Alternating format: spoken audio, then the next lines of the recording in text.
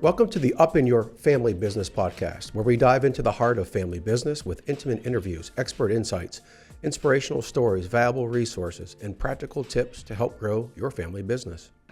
Hi, I'm Todd Rimer, co-owner of Element 212 and your host. Thanks for tuning in. Whether you're watching or just listening, we're glad you're here with us. Each episode is intended to help family business owners and leaders gain valuable insights, solve real challenges, find inspiration, grow with purpose and intention, spot new opportunities, stay competitive, and ultimately build a legacy that lasts for generations. I've been trying to memorize that. I just can't do it. It's just too much. I got to get rid of some of that, you know? We're here to help. Bullet points. There you go. All right. So let's meet our guest. My guest for today is Cheyenne Toombs. Hello. Hello. Thanks for being here. Yes. Cheyenne Toombs actually is a brand strategist here at Element 212. You've been here. Do you even know yourself? How long have you been here? 8 or 9 years. 8 years. 8 years. 8 yes. years in September. I had to think about it. I'm like, when did I start? In all fairness, I had to look it up too, because I thought it was eight or 9 as well. All right. So who is Cheyenne Toombs? Cheyenne serves as the main point of contact and liaison. Correct me if I'm wrong on any of this, okay? Okay. You are the main point of contact and liaison between our clients and our internal team. Cheyenne's role, expands beyond strategy development. She is a hybrid of strategist, account manager, and client advocate. I would say you do all those. That does sound correct. I know. Responsible for both strategic leadership and relationship management. Her responsibilities include ensuring that our clients' vision, values, and goals are clearly understood and strategically translated into effective brand and marketing efforts. It sounds like a lot. It's a big deal, though. It's important. While also keeping our internal team aligned, efficient, and creatively empowered. And again, that goes back to that liaison and that management side. So the most critical aspect of Cheyenne's role as brand strategist is in shaping how a client's company or product is perceived by its target audience, right? Yep. She collaborates, and that's a key word. You collaborate. I don't think of that. You couldn't do all the other stuff you do without collaborating. That's 100% true. Be impossible. Need extra brains to help me think. That's right. She collaborates with our clients to define, position, and guide a brand's identity, messaging, and overall direction to create a cohesive and compelling presence in the market. Does that sound accurate? Did I miss anything? That sounds accurate. Man, yes. I really just lift you up high. Thank you. I appreciate that. Don't get hurt when you come down. Save that so I can come back to that. That's right. We're going to put that on your LinkedIn. All right. So again, welcome and thanks for being here. I'm excited. I am too. Yeah. So before we jump into what we're talking about today, let's it's great you're a brand strategist, and I just told them what your roles and responsibilities are, but it's always fun to get a little background into the person beyond just what they do presently. Sure. So tell us a little bit about your education. So I obviously graduated high school and went into college for my bachelor's at Anderson University. Mm-hmm. Graduated in the communication arts department there. And then went on for my master's. I took a little bit of a break, some years in between, but went on for my master's in business. Mm-hmm. So I have done lots of schooling, but many of those things featured a touch in marketing, lots of communication, different things of that nature. Cool. Yeah. Awesome. What are some hobbies or what are some things you like to do when you're not doing branding and marketing stuff? Oh man. My mom would be proud of this. She has a green thumb and she's passed it on to me. So really? I didn't know that. Often find me in the garden. Oh. Often. So I'll always have, dirty fingers from playing in the garden. But I just, in general, love being outside. So anything with water, kayaking, swimming, different things like that. Yeah, I knew you liked the kayaking part. Yeah. Oh, I love it. Yeah. Biking, too. Although our bikes need a couple repairs, but... Are your dancing days behind you? You go. I know you used to like going clubbing. Oh, yeah. Are those behind you? Yeah, those are long behind me. Okay. Those were left in my 20s. Okay, good. Good. Okay. You know, it's funny. How long have you been here again? 8 years? Yeah. I did not know that I didn't know you liked to garden. I didn't know you were at a green thumb. It. I did not know that about you. I love it, and I have lots of houseplants, many of which my fiance would say, please stop buying because we're running out of space. I should have you take care of the plants in our office. Why am I doing it? I love plants. Jeez, oh man, I didn't even know this. I could have had that off my plate a long time ago. See, you just got to find out new things about me. All right. So September, you'll be here 8 years, but what else there's another big event coming up in September. What else is coming? Yes, I'm getting married. You're getting married. I am. I'm getting married. That I did know that. I knew that. Thank you. Yeah, I did. Glad. So tell us the quick story. Give us the short version. Sure. How did you and Wyatt meet? Wyatt is your fiance. Yes. How did you and Wyatt meet, and how did you come to be together? Yeah, mutual friends. We were both short version out of long relationships and not looking whatsoever for new ones. So there was some friend zoning, as they call it. Friend zoning. Interesting. Yeah, I gave him a nice friend zone for the first several months. So you kind of boxed him into a friend zone? Yeah, I said, no dating allowed. Okay. But eventually his charm wore me off, and we fell in love, and we've been together a little over 3 years, I think. Don't quote me on that if I'm wrong. So yeah, we're getting married Friday, September 26th. And we're very excited, actually 2 weeks after his birthday. So I'm his birthday present. That's really cool. Were you born and raised in Anderson, Indiana? I was, yes. Not too far from this podcast studio, actually just a few miles down the road. And he was born and raised in Daleville, so we're local. You guys are really neighbors. Yeah, we are. That's really cool. That's really cool. You guys gonna have any kids, or not so sure yet? We will. Okay. He's ready to be a dad. I'm ready to have a couple years of fun and playful newlyweds. You're gonna go into so you're gonna put yourselves in the fun zone for a couple years. Fun zone. I like that. No kid zone. Yes, no kid zone for yet. 2 years. Yeah. Well, that's good because Mariah is having her second child, and we don't need another maternity leave anytime soon. I know. Although they keep saying I'm next, and I'm like, just wait. So much pressure. Let me tell you something. Once you get married, the maternal, well, it could be the paternal and the maternal. I see it so often where the first thing that a grandmother gets excited about on either side is getting married. And then like 3 days, I might be exaggerating, I'm not sure, like 3 days after the honeymoon, like, so when are you having a baby? Yeah. And the pressure starts. Yeah, luckily my mom, she kind of just keeps to herself in that way. That's good. I'm very sure she's going to be excited. But yeah, no pressure from her. So she's also in the no expectation zone? Yes, okay. Yes. Yeah, that's really good. So last question, what made you guys decide to get married on a Friday? Well, one, it was cheaper. I'll bet. So that definitely helps. Good for you. But we decided we wanted to get married within a year of our engagement. We got engaged in October of 24. Yeah. So that's a little difficult to do when you're looking at local venues because a lot of them book very quickly. Yeah. So you are limited to mostly Fridays and Sundays if you're only looking a year out.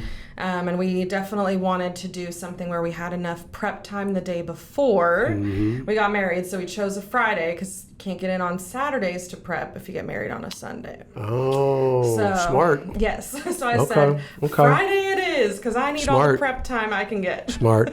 I just talked to someone recently who got married and they were frugal and they were cutting corners and they were trying to be as minimal as possible. Still cost $30,000. Oh my gosh, yeah, it's expensive to get married. We're doing a lot of crafting. Luckily, I enjoy that kind of thing. So we've been very blessed to save money that way. Saving money on the venue by doing it on a Friday. Cool. So definitely get the frugal thing, but it's still expensive no matter what cost you cut. Well, you like doing artsy stuff too. So are you able to do anything on your own? I am. I'm doing all of our floral pieces, all of our centerpieces and decor and stuff. Although I'm not on the painting side of things or drawing, so I might recruit if I make any signs. But you like the Hobby Lobby type stuff. Yes. Yes, I love Hobby Lobby. Yeah, that's what I was thinking. Okay. But last question, I'll get to it. Where did you get engaged? I forget where you went. We got engaged at Oliver Winery. That's it, Oliver Winery. Down a little plug for Oliver Winery down in Bloomington, Indiana. Highly recommend. Oh, that's so nice. That's so nice. Okay. All right. So Cheyenne, I'm excited for you to be on this, not just because you're a part of our team and you're the brand strategist, because you bring a unique perspective on what it takes to build meaningful brand connections in today's world. And we spent a little time talking about that before. I wanted you to be a guest, long overdue, but I think timely. And I like what we're talking about today. I like how we kind of brought our minds together and said, what should we talk about in this podcast? Well, what can we draw on from your experience that's really relevant today? So what is that? So today we are talking about something every business, especially those built on relationships and legacy, which is very common in family businesses, family owned and operated businesses, what they need to be thinking about, which is how to move from just selling. So we're always selling, sell. Always selling. Going from just selling, and we're not saying you don't have to, you're still got to sell. You got to keep your doors open. Exactly. But rather than focusing on just selling, you want to focus on truly connecting. Yeah, absolutely. Okay. So you have worked closely with a range of brands, including family-owned and operated businesses, navigating this shift. So let's just go ahead and dive in and talk about what this is all about, going from just selling to truly connecting. Okay. Yeah, sounds like a plan. All right. So let's just jump into the heart of this baby. All right. And what I'm going to do, Cheyenne, is I did some research, and I'm glad I did this. I actually have, for a lot of the questions I'm going to ask you, I have some statistics that kind of lead into it. Oh, look at you preparing. I know. All right. So here's my first question. First stat. This blew me away. 86% of consumers say authenticity, and that's a big word and that has a lot of different things associated with it. Yep. Consumers say authenticity is a key factor when deciding which brands they support. So here's my question for you. How do you define brand voice? Because that's a big, in order to be authentic, you have to have a brand voice. Absolutely. So how do you define brand voice, and why is getting it right so important, especially for family-owned businesses that often pride themselves on that authenticity? Sure. And I'm actually not surprised by that stat. I think that that's pretty accurate, and maybe even more, in my opinion, that as working with family-owned businesses, you see from their consumer side that I would even say that percentage might be higher. But I think the big thing with brand voice, especially for family-owned businesses, but others alike, are finding the things that set you apart. So that's where that authenticity comes in. We oversaturate, or we live in this oversaturated world that is very selling focused. So kind of the main topic that we're talking about today. And they want to tell you all these great sales and percentages off. But what you're missing is those connecting pieces. And typically that comes from what sets you apart, different from your competitor or somebody very similar in the field or the industry that you're in. And so I think when you're looking for your brand voice, it's what kind of message do we want to tell our consumers different than what everybody else is doing. And that's not just a percentage off, so-and-so is doing 15%, so I'm going to do 20. We're looking at things like, hey, we might be running a 15% off campaign, but with that, this is kind of the dedication you get by working with us. You get a great service team, you get dedicated expertise, you get to learn as you go. Whatever that extra layer is that they can offer that sets them apart, I think is really where your brand voice can start. And then, of course, you want to dive deeper into what that is. And that means, how do I connect with my consumers past the sale? And I think that's so crucial for family-owned businesses because, again, we live in an oversaturated world where every corner probably has somebody that's competing with you to some degree. So does everyone have a brand voice automatically, or you have to create it? I think it might be industry related on that. I think that you probably, to some degree, you probably have to create it. I think naturally, depending on what industry you're in, there's a standard. But I think to truly find something that's authentic to you, you maybe look at that standard or say, I'm starting from scratch here. What do I want my consumers to know about me? What do I want my clients to know about me? What do I want to stand on as my firm foundation for the rest of my career or the business that you're in? So I think sometimes your industry can set you up, with a little starter there. But other times I think it's really diving in and deciding what made you want to start this business, what made you want to really be in this industry itself, and then uncovering those things that make you truly you. So a brand voice is, so you have to it's probably there, you just got to discover it. Yeah. Then you got to develop it. Yeah. And then you got to define it, and then you got to let everyone know about it. Yeah. And I think that the best way to do that is really lean into your team. I think it's much better, even if you're a solopreneur and you're doing it by yourself, or you maybe have a partner. I think looking in your outside perspective to really get those additional brains working is valuable. But the more people you can have, I say this carefully, the more people you can have to put your creative minds together, I think the better your brand voice and your brand message can be. Okay. Not too many cooks in the kitchen, though. Not too many. Yeah, not too many. Fine balance. Okay. Very cool. Question so we talked about, as we were preparing for this interview, we talked about how there have been some shifts, some changes, pre-COVID, post-COVID, things like that. Yeah. So post-COVID, we've seen a big drop in trust for traditional advertising. Yeah. Okay. With only I couldn't believe this, only 14% of people saying they trust ads. 14.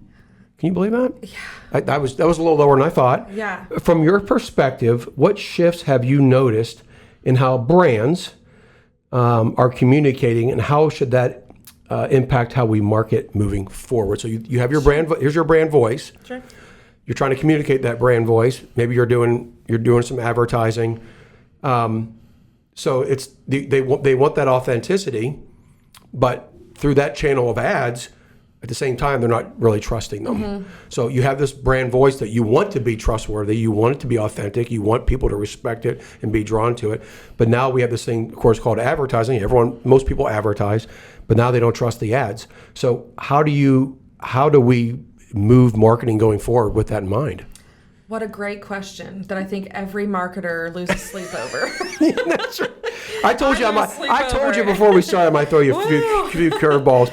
Yeah, that is the question of the day. I think there's a couple of parts to this. I think, yes, you're absolutely correct. Again, it goes back to that oversaturation of with social media platforms, with Google, with all of these different platforms out there. That oversaturation one is prevalent more today than ever before because we're getting served ads in just about every capacity we can. You can't search Google without getting hit with an ad. You can't go on Facebook without getting hit with an ad. Sorry to interrupt you. No, with that said, I have thought, I think is important. So in the ads that you're a part of, ads that you see, do you still think people, even though they create this brand voice and they would be authentic and everything, and they want to tell their story, do you feel that ads are still very, very product and service driven? Or, okay. I just wanted to ask your thought on that. I would say more often than not, yes. And I think that being in the marketing industry, I would like to start to see that switch because of the immediate turn off that a consumer has the second they're served an ad. Because again, the expectation is if I'm seeing an ad, they're selling me a product or service. And I think that for myself, and something that I really encourage my clients to do with finding their brand voice and with making sure that we're trying to take selling past what it is to connecting, that you are finding a different way to get in front of your consumers that's not product or service based, that is storytelling, that is telling the differentiators of who you are and allowing people to come in because they're finding pleasure or satisfaction in your authenticity. They're attracted to that. They're wanting to come work with somebody who's authentic past just the sales. But again, we know that sales are important. So I think coming kind of back to the original question, I think it's important to have a presence in the advertising industry. I think there's a storytelling component. And I think that strategically, kind of my job here, of course, but in general, when I'm looking at what is the best way to get in front of the consumer in an authentic way, you have to think about the platform you're on. If you're looking at the product or service, like you just mentioned, typically you're probably Googling, local landscaping near me or something to that effect. And so you're not quite as offended or put off by an ad being served in that way. Because you're looking to buy something. Exactly. Or at least researching. Exactly. And I think in other ways, if you're looking on social media platforms, they're more interruptive if you're getting served a service or product driven ad, because you're there for the social experience, you're there to connect, you're there to share stories. And so I think there's a strategic play in that, depending on the platform that you're on, find the best way to exemplify your brand voice. If your brand voice, if you're in an industry that is a service-based industry, have a presence on the search consoles or platforms, like Google, of course, and then also have a presence where you're taking it a step further and discovering and helping, tell the story of who you are and why you are existing in this world on a social media platform. People want to hear the stories. They want to connect with you. And I think they're less put off by the storytelling when it's on a social platform and there's an expectation. It's all about expectations. Why do you think people care so much about that stuff? Because, back in the day, I think people were just looking for the best deal. Hey, I need something. Yeah. What's the easiest way to get it? I don't know if convenience mattered much back in the day or not. I know it matters today. But why? So we're looking to buy something, and all things being equal, why does that matter? Why do people care so much about who they're buying from, what their values are, and what they believe in, and what they stand for? Why does that? How's that? When did that become so important, and why has that become so important? Yeah, I think kind of tracking back to your question about the pre-post COVID or your thought on that, I think a big part of the transition, at least that I've experienced or seen both on the strategy side of things and on the consumer side, more prevalently. Is that a word? I think that's a word. Sure, we'll go with it. I can hear it. I can hear it before you said it. Like she's going to say prevalent. We're going to make that a word. Yeah, it's good. But there's more relevance, I think, and more awareness now post-COVID. And the reason being is we saw a big switch pre-COVID. Again, there's probably some need for convenience there. There's a lot of saturation before COVID. Then we see COVID kind of happen and everything shuts down. The world goes into a panic. And you see kind of this big transition or big comparison or contrast, I should say, between big business and small business, family-owned businesses, and things like that. Of course, because some of the big businesses over family-owned were typically ones that were allowed to stay open. And so they were the ones staying in business. They're not necessarily the ones that are needing every nickel and penny to keep their doors open. So they were really more equipped to live through COVID in a unique way compared to family-owned businesses, being that a lot of family-owned businesses are your businesses that are dependent on every single person that walk through the door. And so I think there's a value change there of people that know their neighbors and that they own family-owned businesses. They want those businesses to stay open. And so there's a value change. There's a big switch in going, okay, I want my next door neighbor who owns this retail shop to stay open and alive through COVID and after COVID. And we didn't see that very often. So it really became a switch from convenience and necessity to I want my people to win. I want my neighbors to find success. I want to go shop with somebody where I matter. And so I think that's where that transition happened. And coming out of COVID, you see a lot more value in the people wanting to shop with somebody that they feel like they matter. They make a difference to them. And I think that that's something that I value. I know that I follow a lot of brands as a consumer that have great messaging, that I feel like I matter, that they make a personal touch point. I know the people when I walk in. And so I think to some degree, there's more importance on that now than ever before. And I think COVID has a big hand in that. You think that'll continue, and you think that'll be the same for years to come, or do you see that impacting maybe a different shift in the future? I think there might be a finer balance. You're always going to want convenience and things like that. You're always going to want to be able to walk out the door and, go to your one store and find all the things that you need. That's just kind of the nature of how we live now. So I do think that there will be a more even balance, but I don't see any changes coming to people valuing the family-owned businesses, the small businesses, and different things like that, because I think there was an awakening because of COVID, and there's just a lot more family-owned businesses out there now, and people really value that, and they want to be a part of something greater than them. So I think that we'll see a lot more of that appreciation for those brands in the future as well. Okay. Yeah. Good job answering a tough question. Listen, it's trial and error, we got to figure it out as we go, us marketers. Yeah. It's a big question. It's something we deal with every day. So more than 40% of internet users now have access to what we call ad blockers. Yeah. That's fun, huh? Yeah, that's a higher percentage than I thought. Yeah, 40%. It's higher than I thought as well. Yeah. We're on the same page, all these stats. These are all hooey, I tell you what. And for the next interview, I'll just make up stats. That's true. Yeah, I'll make them up. Yeah. So, but more than 40% of internet users now use ad blockers. And traditional SEO, search engine optimization, for those of you, some people know it by either, is saturated with noise. We talk about that. So why do you think traditional tactics like SEO, search engine optimization, and digital advertising are no longer enough on their own? And what's the missing piece? So we're Element 212, you and I would not advocate for it's the two extremes.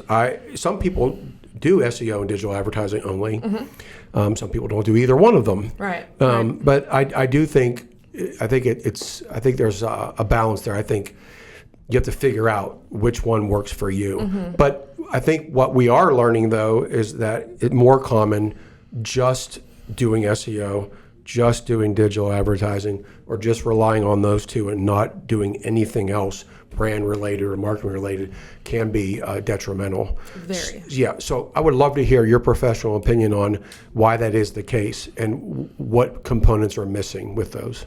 Well, I think the most obvious and first quick answer is 40% can block you.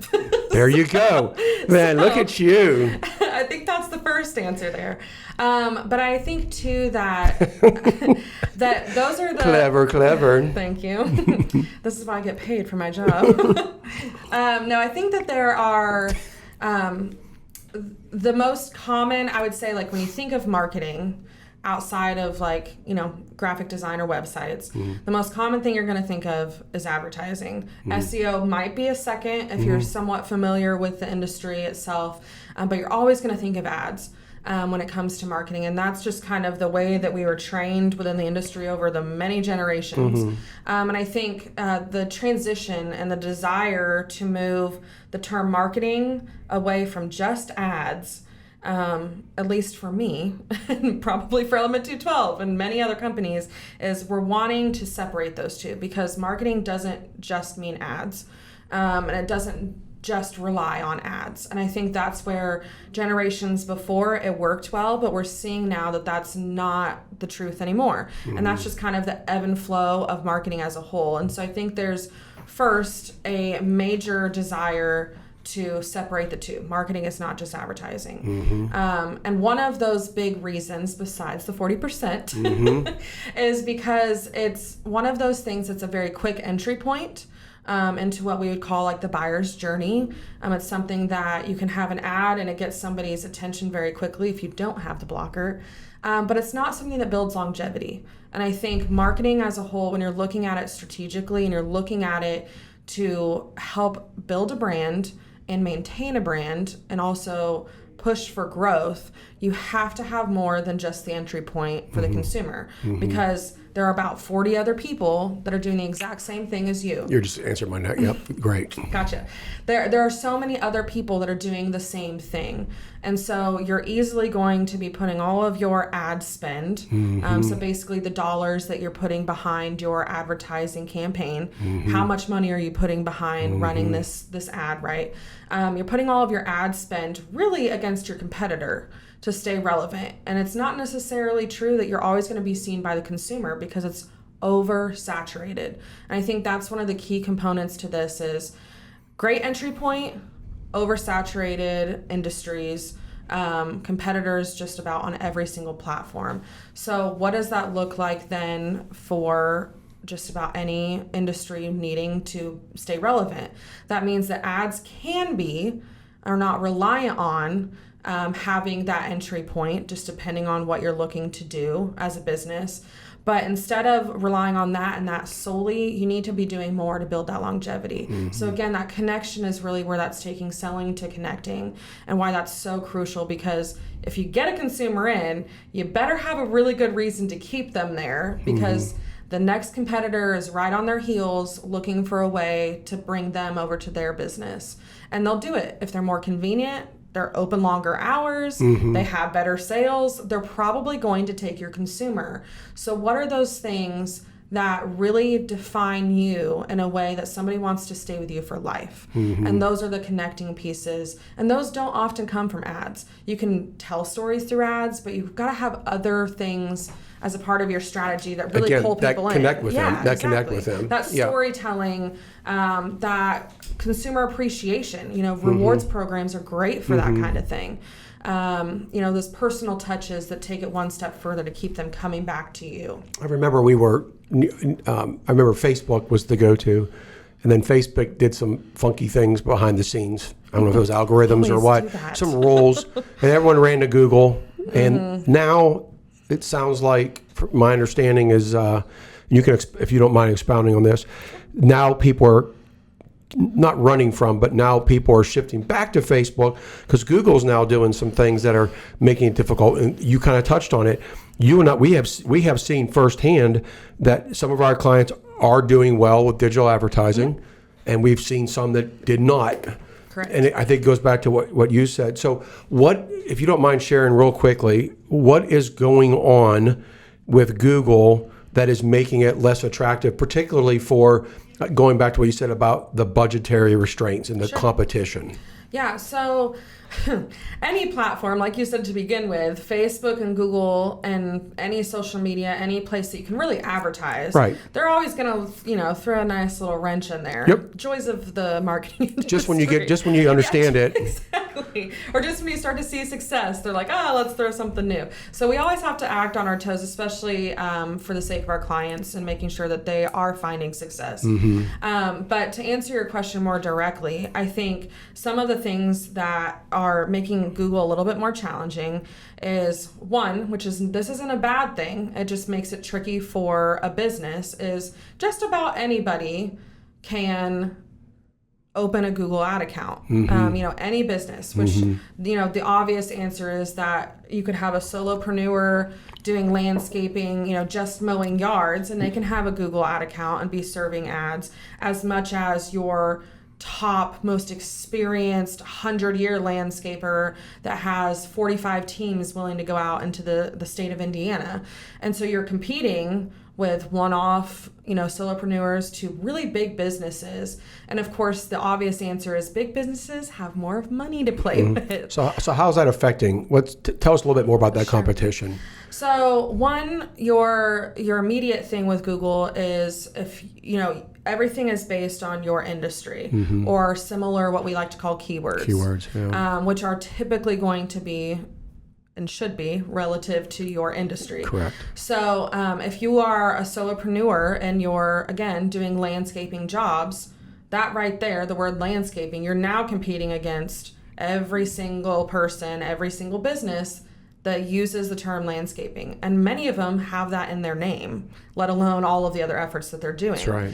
So in combination with just the base competitors, again, you're also competing against big budgets. And so I think one of the inhibitors that we see fairly frequently, at least with our clients, is they don't always have the biggest ad buy budgets to be able to throw at their ad campaigns. And you hate to say to them, throw more money, throw more money, throw more money. With no promise of what that's going to look like for ROI for them. Well, in that phrase, if you're 100 miles away, you might as well be 1,000.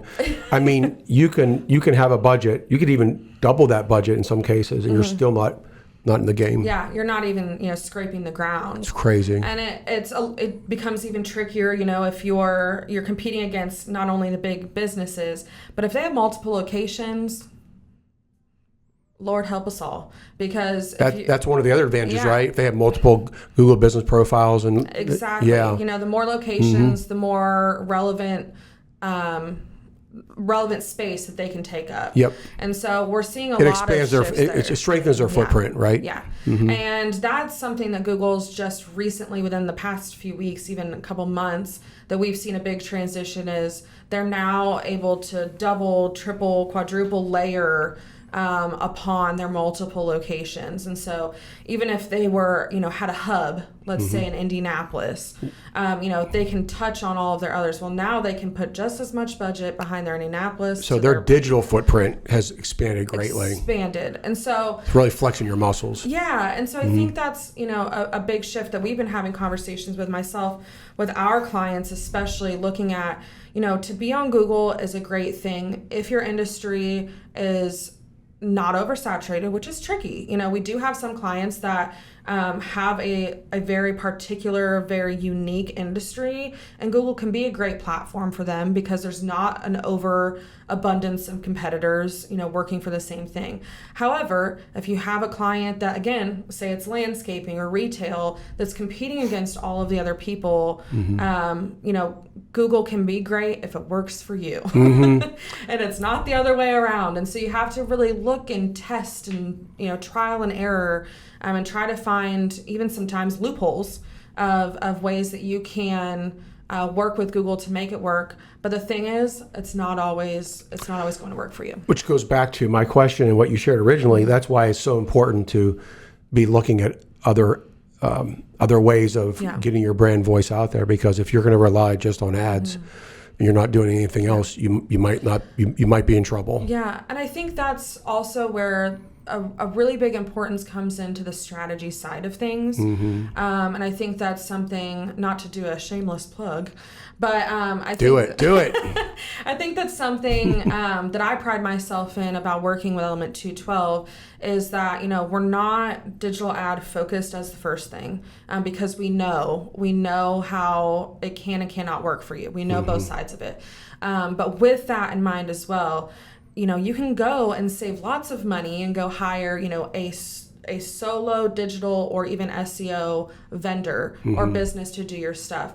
But if you're missing the strategy, you're missing a lot of those ins and outs of when Google changes and throws a wrench in it, or when Facebook or Meta now, I guess, changes something. If you don't have a strategist working for you and looking at all the different ways to make your business stand out and look different, then you're missing a big gap. And I think that's where AI, there's a little bit of hesitation with that, because just about anybody can go run ads through AI now, I think is a thing. So I've heard, and so I cringe a little. I worry for businesses, because there are a lot of convenient, cheaper ways to do digital advertising, SEO, things like that, but you're missing so much if you take that way. And going back to when I introduced you about being a brand strategist, there's that strategic side, there's that management side, there's that collaboration side, there's having that expertise and experience to be able to connect all the dots. I worry that people are gonna, if you're not a marketing expert, or you don't have a lot of experience in marketing, and you try to use these cheap tools or take the easy way out, there's gonna be a lot of disconnect and a lot of missing parts. And I think, here's the thing, there are businesses that are going to excel with the cheaper, easier way out. Sure. Because some people just need to drive in revenue, and they don't care how it comes in, and they don't care about the repeat customers. But more often we see that to keep in business, to keep your doors open, to get loyalty, and get that trust, you and that have to authenticity. do more. It's kind of like what you invest in it is what you get out of it. That kind of common phrase is very true with marketing, and I think it's extremely true when it comes to looking at digital advertising and looking at strategy as a whole. I love it. I have a lot of questions for you, but now when you give such good questions, you put the fear of God into me, because now I'm like, what if she already answered this question? Oh, no. And I try not to just hit you with questions, but... Well, I'll tell you if I already answered. I want to get your opinion on all this stuff, because it's all important. Okay. I think you already answered that one. I think it's good to use it. We kind of talked around. I like to hear from you a real, obviously don't name the company, but with this shift for pushing product to building connection, can you share an example of a brand, maybe even a family-owned brand or business, that has done this well and that our audience can learn from? Yeah, I think of one of our clients that works in the lifestyle and retail industry specifically. So, of course, They are a product brand. They got to sell. Still got to sell the product. Yeah, still got to sell the product. Got to keep the doors open, the money flowing, different things like that.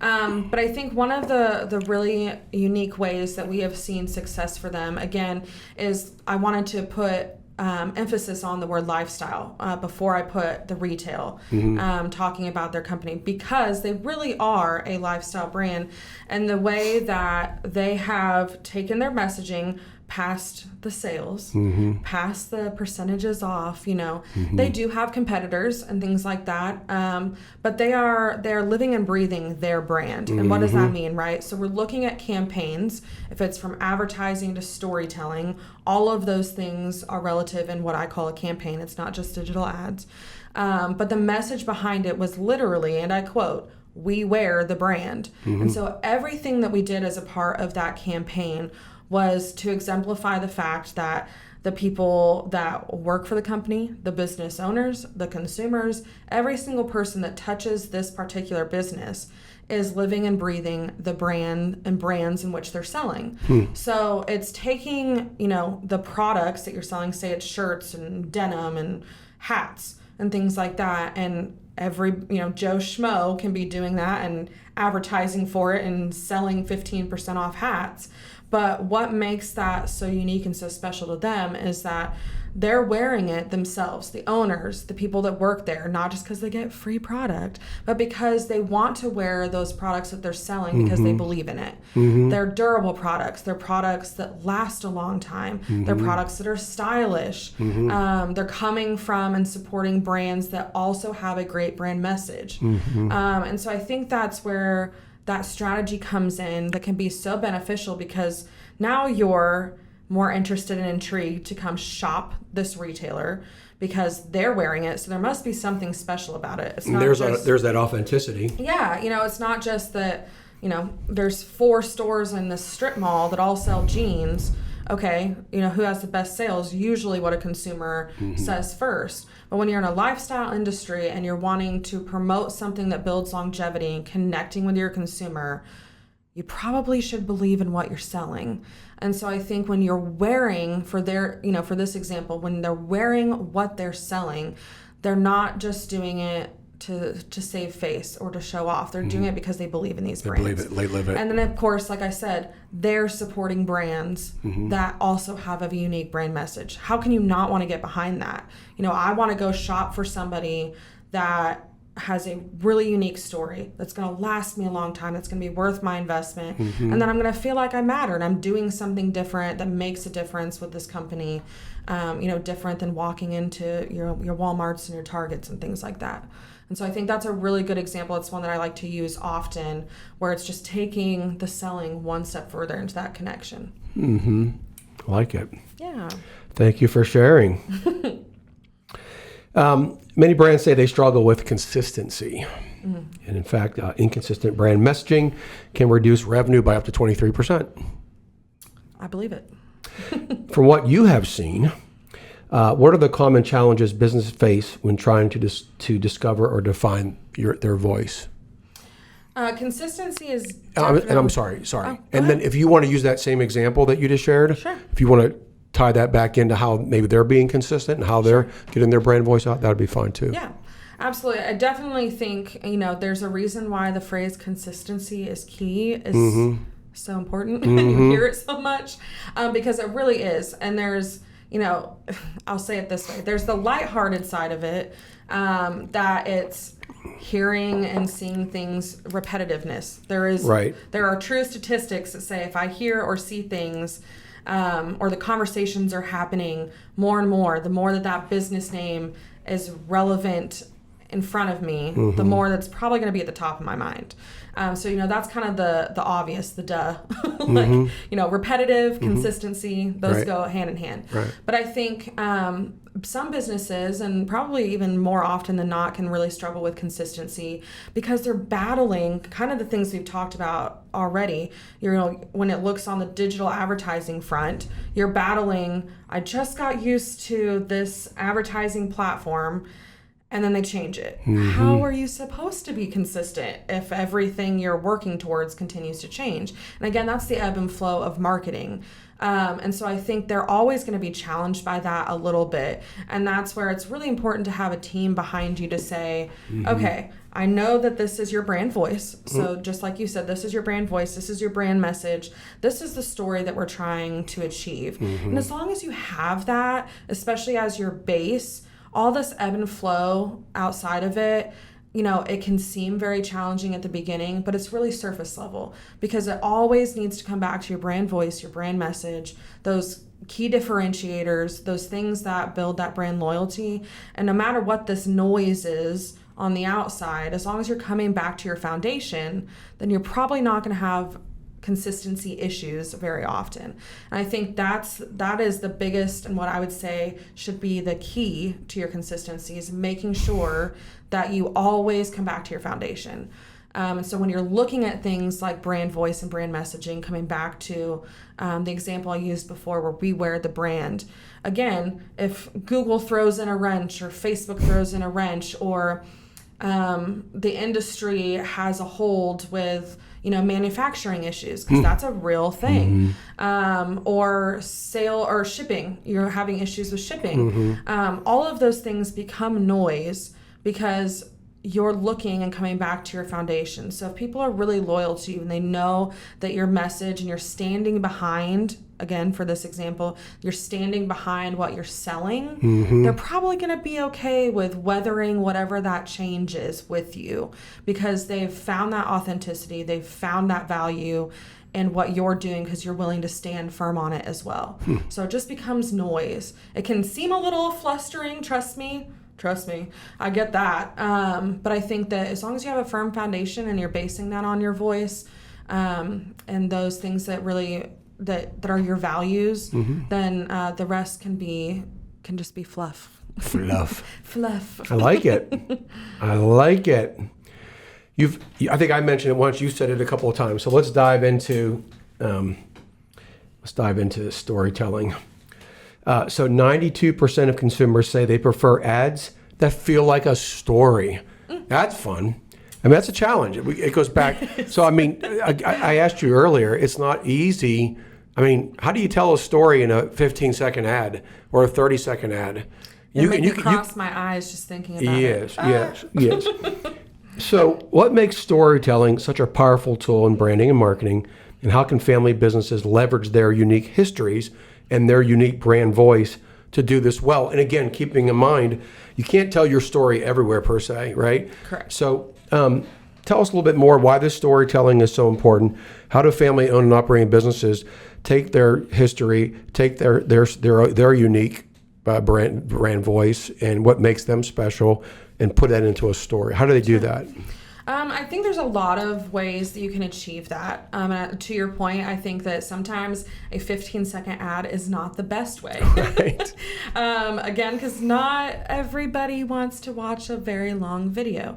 But I do think, in contrast to that statement, I think that there are opportunities that people want to watch longer videos. And I think some of the things that you can tell your story in that take it further is blog writing, content writing, branded videos where you're really talking about your brand. It's not necessarily an ad that you're spending money to put out in front of people, but rather it's on your website, could be on your YouTube channel. It's an introductory way to give somebody, just the slightest feel and touch and connection with your brand.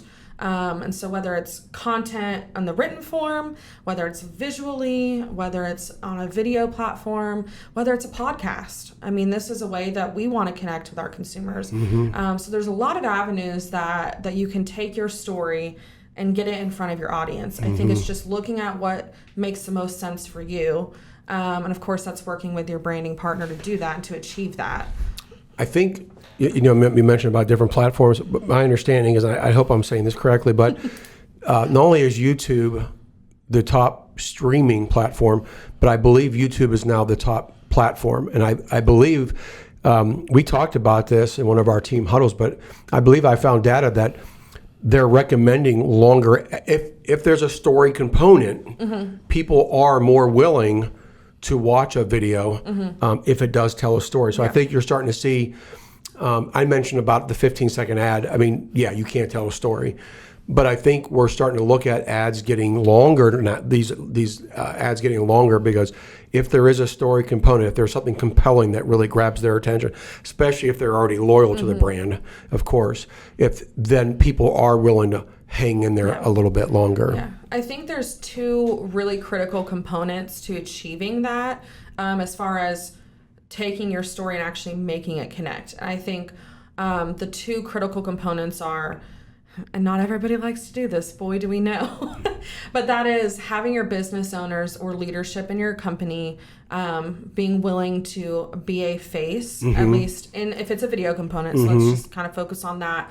If it's a video component, being a face or having a presence in that story, again, on the video side especially, because they're like, okay, I can connect to this business owner. This is somebody, again, who's standing firm on their foundation. They're willing to say it. They're willing to be in this video. They're valuing and investing in their own company. That makes a big deal. That says a lot to Do people like seeing that? Do they like seeing the ownership? I think so. And I think, when we're looking at family-owned businesses specifically, makes sense. Typically, I don't know if I should say typically, often, maybe, may still be overreaching, but family-owned businesses have a community presence. Their owners are probably known within the community in which they're serving, whether it's business owner to business owner that they're well known and have a presence with, whether it's the business owner has a great relationship with consumers because they're very active in communities. Or again, it's your neighbor that owns the business in which they're serving in that community. And so there's a lot of connection potential there. And I think because of that, your consumers like to see, again, you're standing behind your brand. They like to know the people that are representing their brand. I want to know that the brands in which I am supporting have somebody who believes in it themselves, and I think that's important to see that face. Now, it's not always achievable, and I'm very well aware of that. It could be that they are a very busy person, because business owners are. Or just not comfortable. Exactly. Or just Some people don't like being on video. Yeah. But I think having leadership have a presence, that's one of the two critical components. Now, one of the I agree with that. Now, let me throw you a little curveball. Okay, I'm ready. One of the limitations that you could come into is you also don't necessarily want the family business owner to also be the brand. Correct. So so you want them to represent the brand, you want them to be visible, but we've seen it with when we do brand videos. The thing is, a lot of times when people get feedback from their customers or clients, they always talk about how much they love the owner, how great the owner is. I wish the owner could be more involved in the day-to-day with the clients. Well, you just can't. You just can't. So how? Stretched too thin. So it could be a loaded question, but if you're able to answer it, great. If you're not, you can just say, "We'll save that for another conversation." You have that right. I pass. And pass. But so yes, so you want the matriarch, patriarch, whoever the leader is, to be visible, but you also don't want people to forget there's more to the brand than just the owner. So how do you walk that line? Yeah, I think it comes back to, again, leadership. If you are, let's say, a bank or a credit union, typically, again, you're not going to see the owner when you walk in. They're not the people at the desk. What are those? What are they called? Not cashiers. Tellers. Tellers, thank you. They're not your tellers. But when you come in and you have a great experience, often it's going to be with your teller. And they're probably in some sort of leadership facing role. They have a valuable opinion in that way. And so again, even if you can't get the owner to take part in a video for whatever the reason may be, having people that are connected directly to your consumers, team leadership members, roles, recognizable faces, that's a great solution for that. We're getting ready to do a branded video for one of our clients, and I think they're going to be not only it's basically a brand. It's a hybrid. It's a brand / customer testimonial video, and of course we're going to have 3 customers in there. Not the 3 isn't the of course part.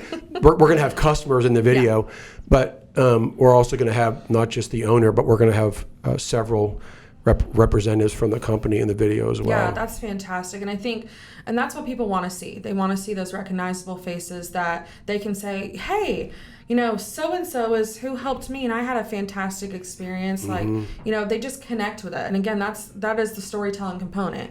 I think the second critical piece of this, right, that connection, aside from having ownership, leadership, recognizable faces as a part of, again, we're just kind of talking primarily video. Sure. Yeah, right. We're just talking video. Yeah. And this way is also having somebody or bodies. And we can talk generally, whatever the resource is. Yeah.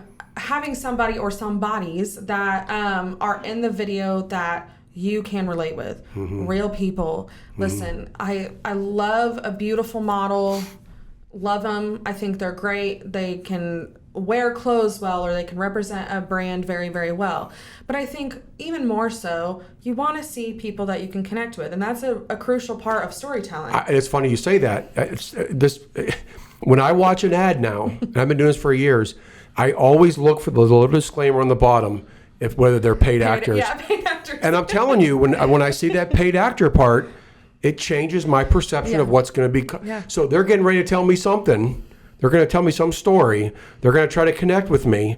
And when I see paid actors, it actually changes my perspective a little bit. When I don't see paid actors, and you can really tell whether those people are really authentic, whether they're really the product users, or whether they're really brand advocates, you can tell. And in my head, you can tell me whether you see this in yourself or in general, but it actually impacts the way I digest that content. Yeah, oh, absolutely. I think when a consumer, flipping my role as a consumer, when I see something, I'm like, you know what? I'm not a size 4. So I can shut down whether it's paid actor or not. If I see something that just doesn't resonate with me, I immediately shut it down. And so I think having a real message, a real person or persons, talking about your brand, being incorporated in the videos, whether it's customer testimonials, like you said, whether it's a brand advocate, or just somebody who has had a great experience and they just want to be a part of something bigger, and really representing the brand, and driving more of that loyalty.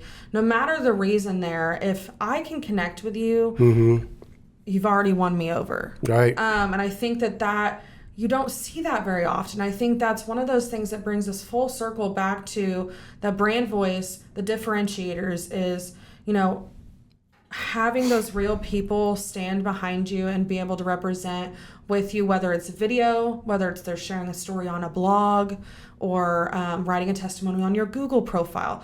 No matter what that looks like, if you have real people sharing their experiences, good, bad, or in between, you're already going to be a step ahead of all of the rest. And I think that's what really helps people stand apart and connect with you in such a unique way. So whether, again, going back to kind of those two critical components to storytelling and making it a part of your brand voice, having that leadership, having those business owners, having those recognizable faces that work for your company is a great hand up. And I think the second part of that is also then having real authentic people behind you connecting with you as well, because if you're a consumer and you're watching something, I want to be able to envision myself either in your shoes, or I want to be able to empathize with you or connect with you, and the most achievable way of doing that is having somebody real. I think that takes it a step that's further. why I feel not to just pinpoint one resource, but I feel like that's why customer testimonials are so important. Oh, they're huge, and They're I think so important. I mean, it's kind of the hidden. No one tells your story better than your customer. I'm serious. Yeah. It's crazy. Yeah, and it used to be, it's funny when you're talking about my perspective, kind of pre and post COVID and all of that. Let's just talk about general years that I've been doing this. Even when I came in, into the marketing realm from my undergrad and things like that, a lot of times I felt like in the industry, I heard more about customer testimonials and the way of it was a lot of customer quotes. That was kind of like the big thing, or let's get a customer statement. And that was really relative at the time. And then it kind of just became this silent thing. And I don't know if that's because Google and other platforms, gave an opportunity for people to make statements, but it wasn't necessarily, right in your face or verbal or anything like that. It was kind of this quiet, hidden gem. Now it's becoming one of those things that it's becoming a really critical component, to making your messaging work. And again, if you're researching a brand and you're looking at their reviews, that's a really important piece. If you've got a lot of bad reviews, you're probably not going to build a loyal customer and maybe not even get them in for the sale, the quick in, quick out. But if you are taking your time to connect with your consumer and you're being authentic, your reviews are going to reflect that. Your customer testimonials are going to reflect that. And why not take those reviews and testimonials and share those with the world, because that's what people want to hear. Those are from real people. Those are from people that have experienced your brand, and what a unique way to, represent your brand and the people that are buying or using your services. Take a drink of water. No. You need a drink. On a personal note, as you know how much I love plays on words, puns, dad jokes. You know that in my entire life, I've never walked up to a teller and said, "Tell me something." I've never done it. Can you believe that? I'm just gonna. Is that painful? I'm gonna take another drink of water on that. All right. I just never done it. I apologize to the listeners. I know. All right. 77% of consumers say they are more likely to buy from brands that share their values. So we're going to touch on, and these are all. We're talking about brand voice. We're talking about values. We may even talk about differentiator. We're talking about storytelling. They're all connected. Yeah, they are. They're all components. They're all nice big web. Yes. So it made it look like we're jumping around, but we're not. I mean, this thing called brand voice, storytelling, values, they're all interconnected. Okay. So 77% of consumers say they're more likely to buy from brands that share their values. That goes back to I think we talked about that a little earlier. In your view, in your professional view, and you as maybe as a consumer, how do you how do purpose, someone's purpose, their why, and values shape long-term brand success, particularly in a family business that spans generations?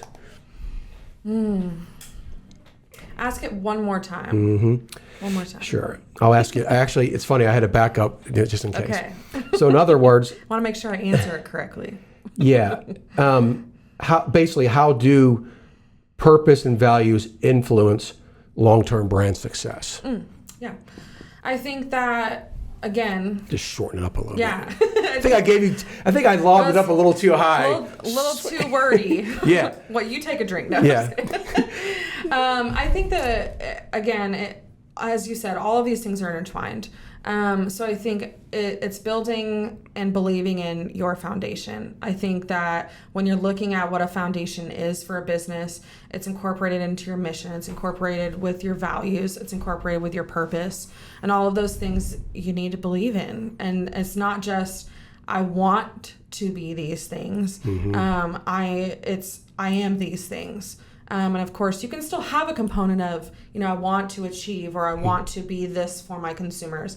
I'm not saying that there's anything wrong with that, but I think that when you look at your purpose and you look at your values and trying to make sure that those not only are authentic and true to you, but are connecting to your consumers. See, they're all intertwined. Yeah, they are. They're all intertwined. They all come back to each other.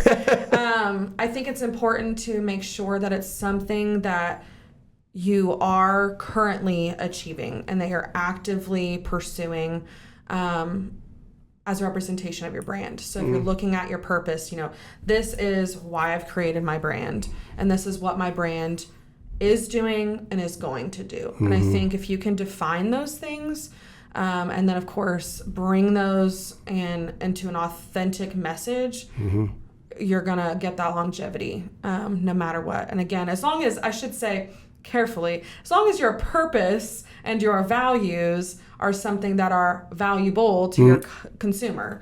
So, you've got those brands out there that they may believe very strongly in their foundation and their purpose, but you're probably, you might only be connecting with 5 people, that's a very real thing. But I think that's where it comes down to, not too many cooks in the kitchen, but having multiple brains working together to make sure that you've got a consumer perspective, you've got a leadership perspective, you've got an ownership perspective.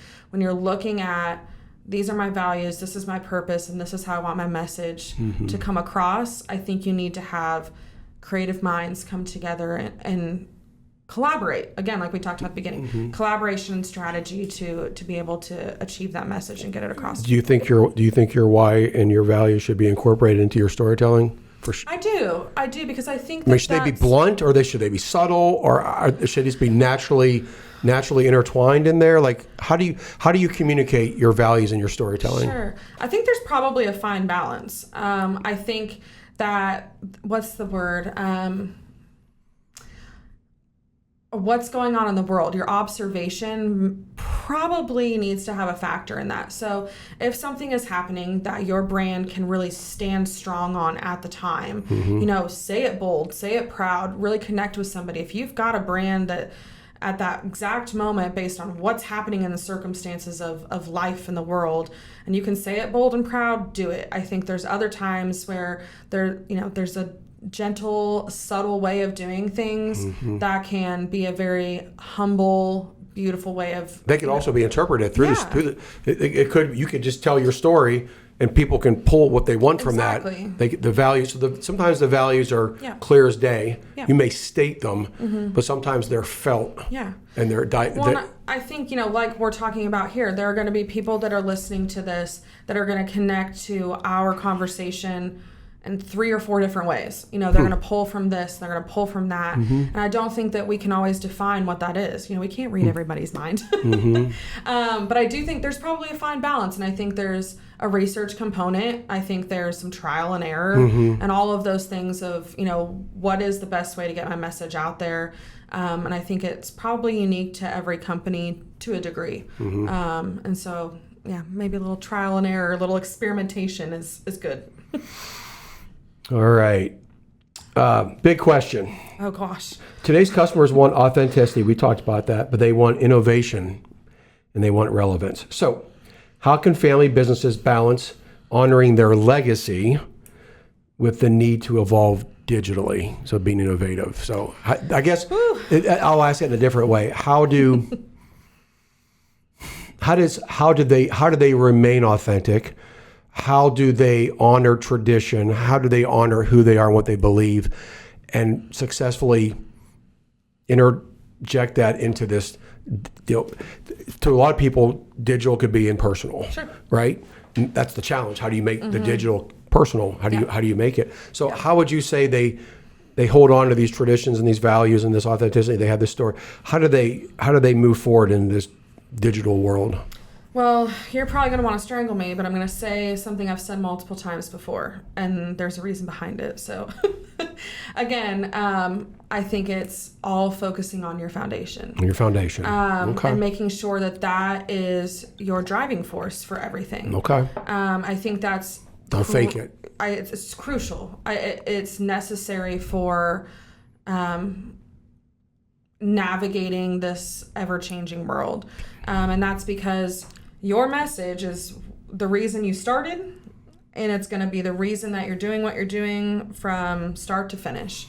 And no matter how you're presenting that to people, that's going to change. We've seen it go from print advertising and coupons and mailers, a very, very heavy what I like to call handout-driven world, now to a very digital presence where you're looking at your social platforms, your videos, and different things like that. That's going to continue to change. Every generation is going to have a new and there are cycles too. Oh, exactly. I just read something that what they call, you're seeing it on the ads now too, is IRL, in real life, and mailers and print ads, magazine, like they're actually starting to make a comeback. Listen, I love a good print out coupon, like a deal book. Yeah, I might be a little old school. I love it. But give them all to me. So the reason I interjected that is the short of it is that, and I liked what you said. Don't adapt to the. You still have to adapt. Like you have to know the best platform to use. Like where do I tell my story? Sure. But don't let the platform or don't let the innovation or don't let the digital world dictate your authentic story and who you are. So always be who you are. Yeah. Never don't be afraid of it. That doesn't change. Yeah, and I think there's a fear factor. I think one of the things that I have seen over my years of working in this industry is there is a fear factor, a generational fear factor even sometimes, especially for family business owners. If you have right now a family business owner that started back in the 60s or 70s, they're probably looking at their kids or their grandkids to take over the next step, or they've already got an influence into the ownership to some degree. And what that means is, your original business owner probably had a very different way of connecting to consumers than what is prevalent now. And there is a big fear factor in making that transition and knowing what the best way to do X, Y, and Z is, or is this going to be as achievable as it once was? And you just got to get out of the fear zone. And that means that, again, don't look at the messaging platform. Look at the message. If your message is still the same, that consistency is key, that staying on your firm foundation, representing the messaging and living the messaging that you are portraying to your audience, then everything else is going to be okay. Yeah, don't worry about what should I say that'll sell. Just be who you are. Goes back to that purpose, that why, those values. That's where the authenticity is, right? Yeah. Is not wavering from who you are and what you believe and why you do what you do. And get yourself a brand partner that also believes in what you're doing, because they will help you navigate these transitions. They'll help you navigate and they'll be authentic with you, hopefully. If they're a good brand partner, they're going to be authentic with you of what is and isn't working. It's funny. I feel where AI is going to, I think a lot of branding and marketing companies, ours included, we sometimes feel like we're executors, even though we help strategize and even though we help collaborate and we do all these things. The deliverables are always so the digital advertising, the SEO. That can feel very tool-centric. Thank you. Very tool-centric. I think the thing that I'm most excited about, and I hope you are as well, you mentioned the fear factor. There is definitely a fear factor of like, what is the future going to hold? What's it going to mean? Oh, yeah. I see articles out there about how much marketing is going to change, but here's where I'm excited. I'm actually excited because I think the future of marketing is going to make strategists more relevant. That account management side is going to become more relevant. That collaboration side is going to become more important. The brand advocate, the client advocate is going to become more relevant. They're going to really need people who have their back that can help them navigate all this confusion, because they're busy. And when it comes, not only should your message be the same no matter what, but people still have to do their dang jobs. And the last thing they want to do is have to spend 20 hours a week trying to figure out all this craziness. So I'm kind of excited because I think there's going to be a change and there's going to be a shift. But things have, if you look over the last 100 years, things change. Now, granted, they're changing faster, but things do change and shift all the time, and yet here we survive. Yeah. So even as a branding and marketing agency owner, I got a little sidetracked in this fear factor, but now I'm kind of excited because I feel like I think it's going to make us even strategists and consultants and advisors more than ever before. That's how I see it. Yeah, and I think, that's why I like to use the word partner, when you're looking at your branding partner, because our role and our pride and our passion should be in helping you navigate this noise, helping you navigate this ebb and flow, all of these new things that are coming out, because they're not going to stop. They're not going to slow down. And it's very, overstimulating at the minimum. It's overwhelming. Overwhelming, yeah, absolutely. But I think, our passion and our pride and our dedication to you as your partner will always be helping you stay true to your brand message, your brand voice, keeping you consistent while navigating all of the things that are surrounding you. And I think that's where that value and partnership really comes in. And I wasn't necessarily even trying to plug agencies. I was trying to share that even as an agency owner, I'm scared too. Yeah. Okay? Yeah. But I do see there's an opportunity. And to your point, not only will we need to rely on see ourselves as strategists, advocates, consultants and advisors, which is what we do and that's what we want to lead with. But if you are a family owned and operated business, don't be afraid. I get the fear. Yeah. Just don't stay fearful. Yeah. Whatever it is, find somebody internally, externally, someone that can help you navigate this thing. Yeah. And as long as you stay true to yourself, it's just a matter of finding the best way to continue to tell that story. Exactly. I think that's kind of brings it, yeah. right? Yeah. Nailed it. Nailed it. I think I did. All right. Now, I do want to wrap up eventually. I do have a couple more questions to ask you. Okay. Those are more around like tips and takeaways for people, like kind of wrapping it all up. But we are at the best and worst part of the. Here he comes. So we are at our dad joke segment. So you're gonna. This is like when. This might be when you want to go and get something to drink, or maybe go to the bathroom. That may be more appropriate. Make lunch, and come back in just a few minutes, or but come back. But do come back, because there is more valuable and insightful information from Cheyenne before we wrap up. So I did warn you before we started. I do have 5 dad jokes. That's so many. And I think, I wanted to do 10 for you. Oh my gosh. Because I know how much you love them. But they're not too many. There's never too many dad jokes. And we won't stay on the I'll just give you a few seconds to answer. We're not going to dwell. And you are welcome to respond authentically. Okay, but let me know if mine was better than the original. All right. So what's a marketer's favorite drink? Can't look, by the way. Don't look at my computer screen. I couldn't read it if I tried. Good. I have glasses on. What's a marketer's favorite drink? I'll give you a hint. Alcohol. Oh, I don't know. Brandy. Oh, that's good. Brandy. That's gaggy, but yeah. Okay. Okay. Why do marketers hate trampoline parks?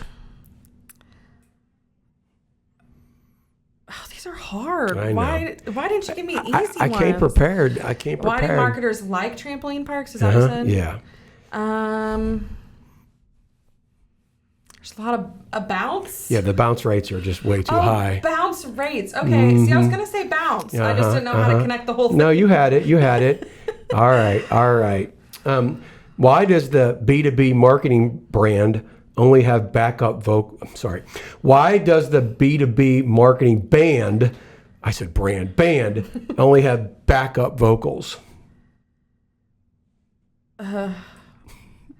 God, these are hard. This might be the most painful one, by the way. Oh, great. Why does the B2B marketing band only have backup vocals? I'm scared. Because they're having trouble getting qualified leads. Okay. See, I told you. That was also kind of a reach. I know. That was a little bit of a reach. All right, last 2. We're almost through. Are they easier? Because those are hard. Yeah. These are hard. Why did the priest get an extra degree in marketing? Why did the priest get an extra degree in marketing? Just like you. You got an undergrad and a grad. Why did the priest get their additional degree in marketing? So he could preach better things. I don't know. He wanted to increase his conversion rate. Oh my gosh. Convert. I see what you're doing. Converting. I don't like it. It's actually a good one, because maybe if he's a better marketer, he'll get more people to convert the audience to Catholicism. Say if that's good or not. All right. So why did the priest get an extra degree? Okay. Last. Why did the marketer dump her boyfriend? Why did the marketer dump her boyfriend?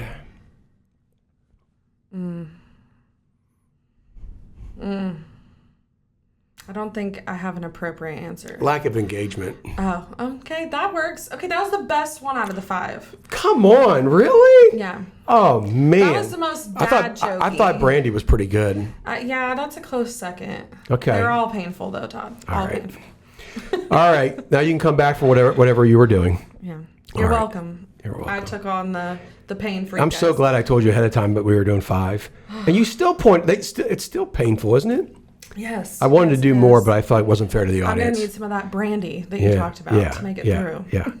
And I'm really happy, because I don't think I've used any of these. Maybe one on our team huddle. Only one. Those are easier. So these are newer. These are pretty. The team huddle ones are easier. So Don't let them fool you. I'm going to use these for future team huddles. You won't be able to answer them. That's not fair. All right.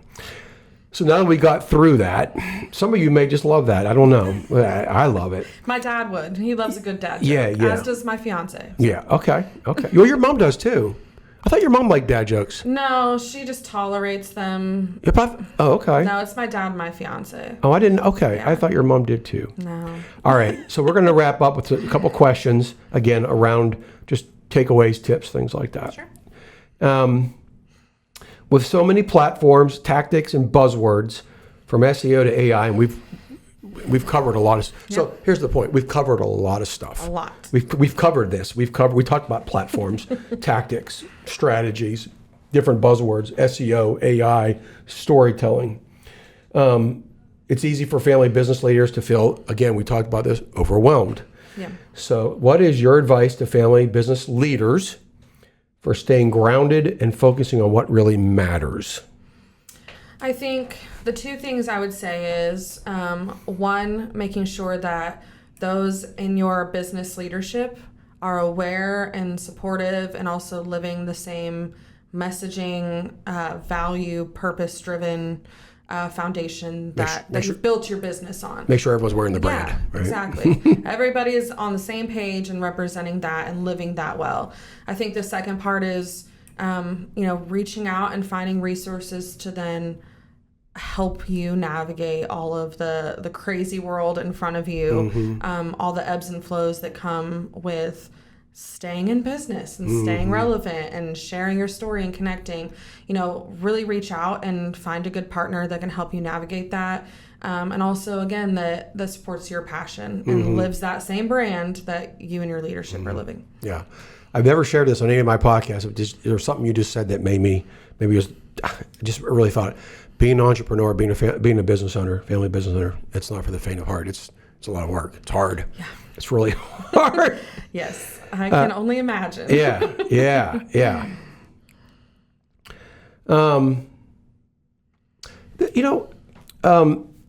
This is a question that maybe I could have asked earlier, but I think it's so important that I incorporate it towards the end. Sure. We talked about trust earlier. How was it like 80-some% don't trust ads? Wasn't that what it was? Yeah. Since trust in ads is down and connection is up, what questions should a brand be asking itself if it wants to strengthen how it connects with the right audience? So kind of going back to that trust factor and that connection and that authenticity, what's the best way for people to navigate that going forward? I think research is one of the that. Easiest and most valuable things that you can do, and that is asking your customers. I love that. And your clients, and it doesn't take a lot of work. Set aside some time with your team and your leadership to create some questions together, and then just get in front of your consumers, even if it's 5. 5 is better than 0. So get in front of them and, ask them those questions. How do they connect? What do they value about your brand? What are they missing, from your brand? And I love that. Get that extra perspective because all of us, in the brand itself are probably going to have some sort of bias or, we have been doing it or living it for so long that we might miss or forget. Get in front of the people that are consuming your brand and your business and find out from them, get their perspective. I think that's really valuable. I'm really glad I almost didn't ask you that question, mainly because even though I put it towards the end, I was worried about asking it of you because it was similar to something that we had talked about earlier. Sure. But I appreciate you bailing me out and giving me a great answer. You're welcome. But real quickly, before we get to the last question, you mentioned talking to your customer, and we can do that through. You can hire a third party to do that. You can do one-on-one interviews. You can do survey. You can do a survey. You can do a group setting. There's a lot of different ways you can do it. In your experience, what is the best way to really get that feedback? What's most effective? Is it a balance? And should you be talking to different demographics? Like, should you be talking to newer customers, long-standing customers? Should you be talking to people that are just clearly loyal to your brand? Or where do you see that mix? What's a good balance? Way to give me a really loaded question. No, I know. We'll try to unload it. Okay, let me put it this way. What do you think is the best way to approach that? Yeah, I think, to be honest, it's a trial and error. Okay. Over my years of experience, I have seen surveys work for some clients, and I've seen them tank for others. I think it comes down to industry. It comes down to and I always quote me when I say this, if you're doing a customer survey, have something that your customer is going to get out of it. Even if it's Add a promotion. $5. Yeah. Even Give them an incentive, please. We have seen that. Yes. That is critical. That is the one factor, because what we've noticed is we have seen people, it's not a brand loyalty. Like, I can see where an owner would be kind of defeated if you put out a survey like only 5 people responded. What happens? And then you have some that get thousands. Yep. I forget. We've had that. We had a restaurant client that got thousands. Yeah. And then we had another one that had been around for like 40, 50 years, and they have a lot of loyal brands, but I don't think they offered an incentive, and they got very few responses. You're probably going to have to try out different methods. And of course, you can also do multiple things. You can launch a survey while you're doing in-person interviews. The in-person interviews, you get more of a guarantee, but you'll probably get a less of those. You're not going to interview hundreds of people. Mm-hmm. So the potential for a customer survey, again, potential is that you could, if you have a several thousand person database, you could get hundreds of responses, depending. So I definitely think there's trial and error there. I think that, doing a couple different methods at the same time could be proven valuable as well. There was a second part of that question, though, that made me, I was going to come back to, but it might be gone now. I'll read it again. Since trust is down and connections is up, what questions should a brand be asking itself if it wants to strengthen how it connects with the right audience? So is there maybe another way to connect rather than just talking to your customer? I think my answer is gone. It's okay. It was a part of our conversation. You could only have so many great answers, Cheyenne. Yeah, I think you've hit your quota. I have. But just I'm nearing the end. If I think about it, we'll come back for another podcast. The good news is I only have one more question. Okay. Thank you for being such a great participant, by the way. Yeah. Okay. This is not really loaded. This is kind of a free. You can just answer whatever you think is most important. What is the one takeaway you hope every family business leader walks away from this conversation? So we've talked about a lot of things. Yes, we have. But if they were gonna nibble or take a bite out of one thing, like whether it's the most important, the most relevant, the low-hanging fruit, whatever it is, what is the main thing? And maybe it's pulling everything together into one, package and putting a bow on it. What do you think is the most important takeaway from what we talked about today? Can I have 2? Yes. Okay. I think because it's 2-part. Okay. So number 1, I would say the first of 2 most important things is to find your foundation, which includes your voice, your message, the things that you believe in, mm-hmm. the reasons, your why. Just like we talked about, your why. Why did you create this brand, mm-hmm. and what sets you apart? Mm-hmm. That's component number 1. And mm-hmm. component number 2 is then taking that and giving it and connecting to your consumers mm-hmm. or your clients, whatever way that looks like. Mm-hmm. Storytelling is going to be a loyalty building strategy that I highly encourage mm-hmm. Anyone listening to take part in looking at what that could look like for mm-hmm. you. So taking your foundation and then telling that story, telling that message to your consumers in unique, different ways that set you apart. And find out where to do that. Yeah, exactly. It could be real life events. It could be digital. Yeah. It could be print. Who knows? Absolutely. Just be authentic. Find an authentic way to represent your band and brand. I did it earlier. Remember, I did it earlier. You rubbed off on me. It's so easy to do. Find an authentic way to connect consumers to your brand. Okay. Be real. Put a face to it or multiple faces to it, and live what you're trying to achieve. Mm-hmm. Live that brand, live your message, and stay true to that. Be consistent. I love it. Yeah. Thank you, Cheyenne. Again, I mentioned in the beginning that it was long overdue, but I think it was very timely. I think what we talked about today, and I guess if I interviewed you a year ago, we would say it's important. I mean, what we talked about today is very important, but I think because we're just now entering this thing about the future, the future of marketing is going to change. To your point, there is a fear factor, but I do think that this conversation is more relevant today than it was a year ago. Yeah, I would It was agree. still relevant a year ago, but more relevant. And I'm really hoping, and what I would encourage our listeners and people watching to do is, I've done, and I'm not trying to plug, lift you up or feed you any BS. I'm being very honest. I think I've had a lot of great guests, and I think this is such an important topic because I think this is going to be important. Sometimes you learn something and it's relevant today, a year from now, and a year. Of all the podcasts you listen to, I would say take this one, put it in your library, listen to it now. Yeah. Maybe go back and listen to it again a week from now, maybe a month from now. Mm-hmm. But I think what we talked about today, we didn't talk about all the little details. We didn't get into AI and talk about AI specifically. Sure. But I think everything we talked about today, it's increasingly more relevant as the years have passed, especially post-COVID. Mm-hmm. But I think in the years coming, what we talked about today will hold true and stand the test of time. Yeah, absolutely. I think so. I would agree with that. Looking at that balance. Mm-hmm. Don't always lead and rely on digital advertising and SEO. Look at all of the ways in which you can get your message across. And again, just don't rely on the digital platforms to do it all for you. Yeah, don't let them lead. Again, it goes back to what you said. This is foundational. Yeah. So this content will be relevant